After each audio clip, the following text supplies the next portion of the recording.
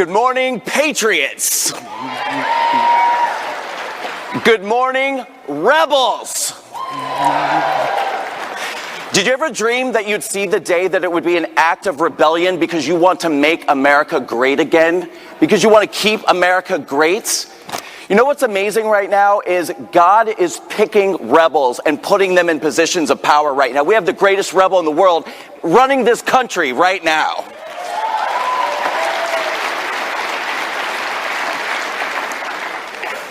I think since the day I could talk, I've always been a rebel. From as far back as I can remember, I've always felt a great compulsion to defend the underdog, to befriend the outcasts, to not worry my head too much about the need to fit in. I didn't know then how these qualities would end up one day informing my decision to start what has now become a cultural and political phenomenon.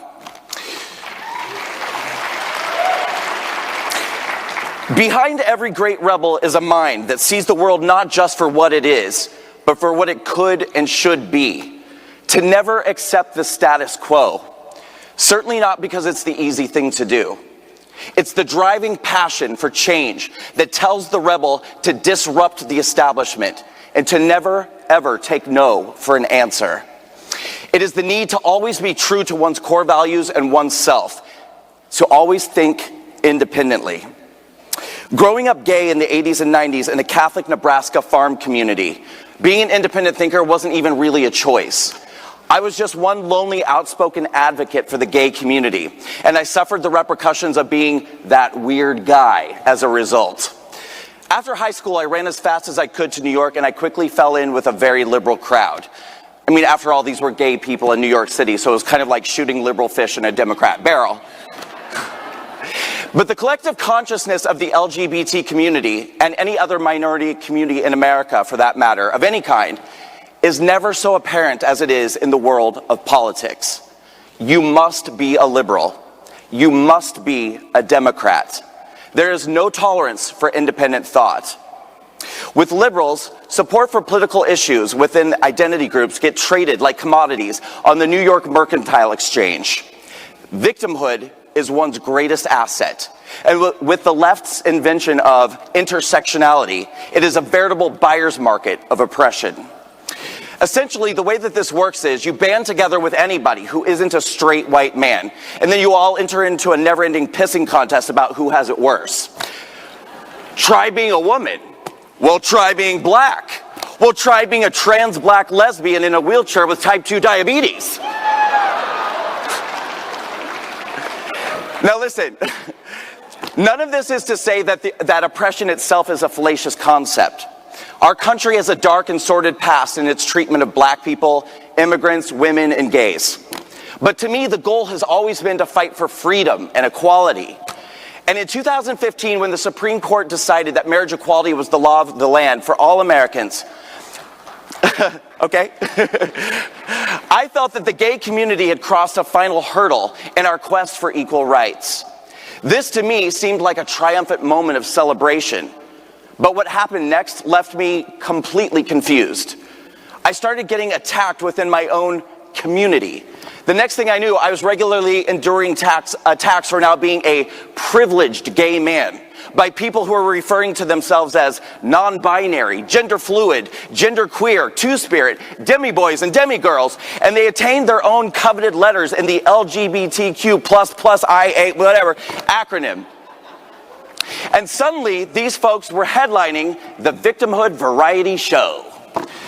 I already had people of color and their guilted white liberal allies telling me with great resentment that my white privilege afforded me the keys to the golden gates of humanity, which meant that I constantly owed something to somebody to help equalize the unfairness of existence of people like me. None of this was making any sense to me whatsoever.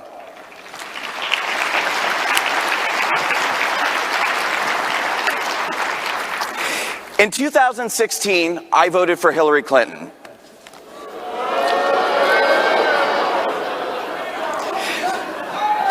You know, normally people have bad dreams about standing on stage and getting booed.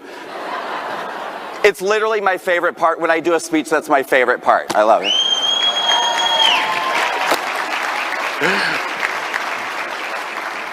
we do it one more time for good measure? God, that feels good. I, like all liberals, had turned over my complete trust to the liberal media. I believed that they had my best interest at heart and the best interests of their target audience, the victim classes, black people, brown people, LGBT people. But that's what I was, a target.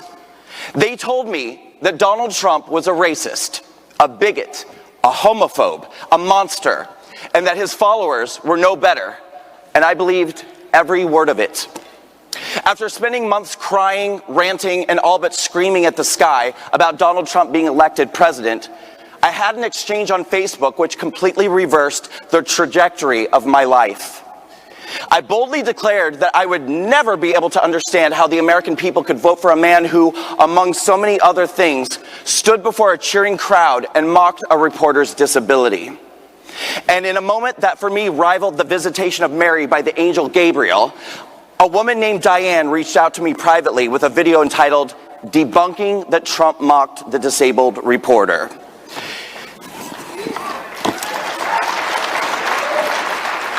This was a compilation of footage that showed clearly and compellingly how the liberal media had isolated this moment and spun a false, appealing to the fear, panic, and prejudices of their target audience. I couldn't understand what I was seeing. I mean, CNN had never lied to me before. Why did they start lying on that day? This sent me on a journey of research throughout most of 2017, and I began to finally understand the root causes and illogical fallacy of liberal ideology. Why political correctness, identity politics, the victim narrative, and the rage of the left felt so wrong to me. The more I learned, the more I wanted to know. As I began having conversations with fellow liberals about my discoveries, I was met with a wall of hostility and contempt. This is when I began being shunned, unfriended, lied about, and attacked. The party of tolerance was anything but for my newfound expression of independent thought.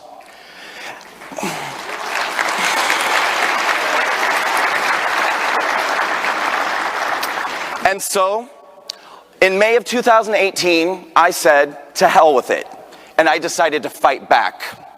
So I shot a 6-minute video, what I call the definitive manifesto of everything that's wrong with liberalism and the Democratic Party.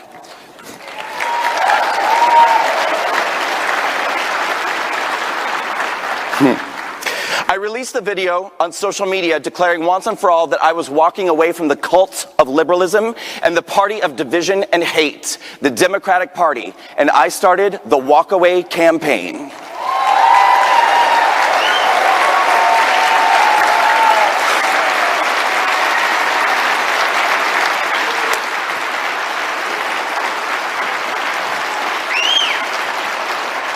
Thank you.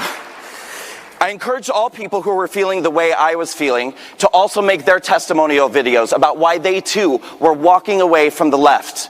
I told the silent majority that it was time to become unsilent, and that those on the right must also make their testimonials to take back the narrative of what it truly means to be a conservative in America.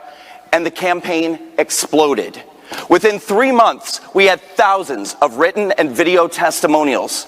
I worked night and day to promote the campaign, doing anywhere from 5 to 12 interviews every single day on television, on radio, and online. At this point, the liberal media could no longer ignore the growing Democratic Party refugee militia of WalkAway. And so they did what they do best. They started lying. The report spread like wildfire across CNN, MSNBC, the Huffington Post, and the New York Times and Company about a new Russian propaganda campaign started by Vladimir Putin and supported by Russian bots that was aiming to damage the Democratic Party. All right, said the independent thinker in me, it's time to get creative. If the liberal media wants to once again dismiss the voices and the existence of real everyday Americans, as they have now for so many years, then I will turn this attack into an opportunity to win. And so,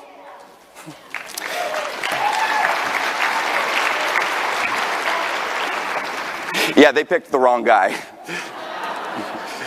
And so, I announced the WalkAway March on Washington.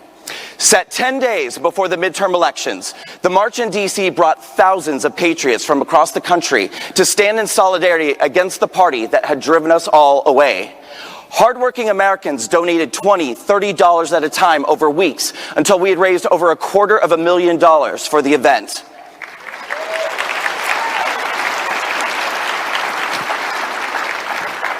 It was the most spectacular event that went almost completely unreported in 2018, except by another great American rebel. The morning of our march, President Donald J. Trump tweeted his admiration for the WalkAway campaign and congratulated me personally for starting something that he called very special.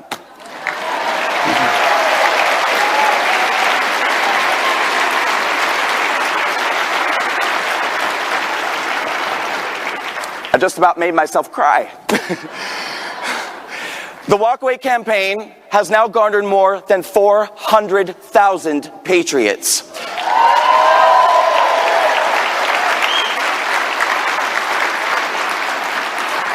We have built a formidable community, which is a true representation of American diversity. We are black people, brown people, white people, gay people, straight people of all backgrounds and beliefs.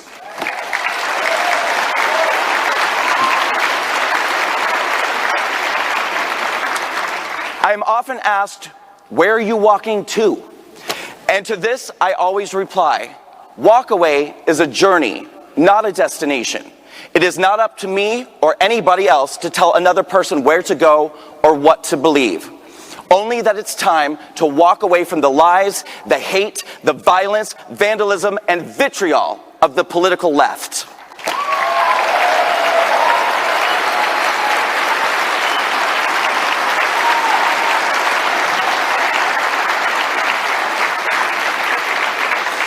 And so now, the table has been set, and it's time for WalkAway to launch our strategic plan to stop the Democratic Party dead in its tracks before 2020.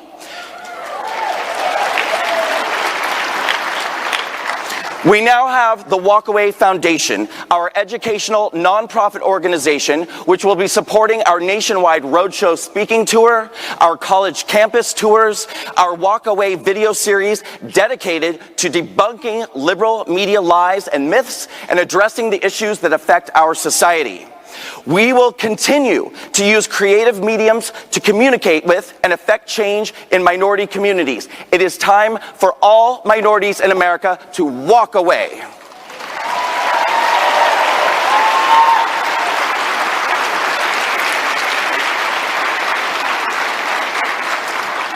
And we are going to connect with the youth of America, and we are going to shift the youth vote to the right.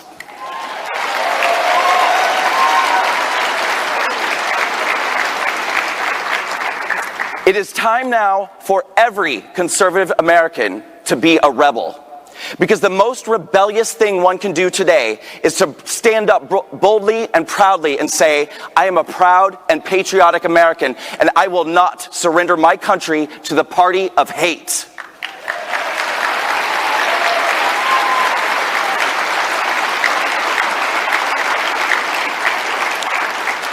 Join me and my growing movement. Together, we will all walk away from the Democratic Party. For more information about this campaign and how you can get involved, this is going to be fun.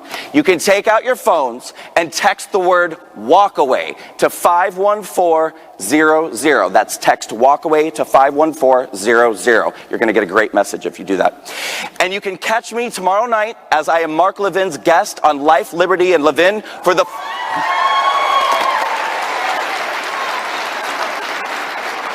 full hour at 10 p.m. Eastern on Fox News. I'm Brandon Strock. Thank you to Matt Schlapp, Daniel Schneider, and the entire CPAC team for this amazing opportunity and experience. And thank you all for this time together. #WalkAway!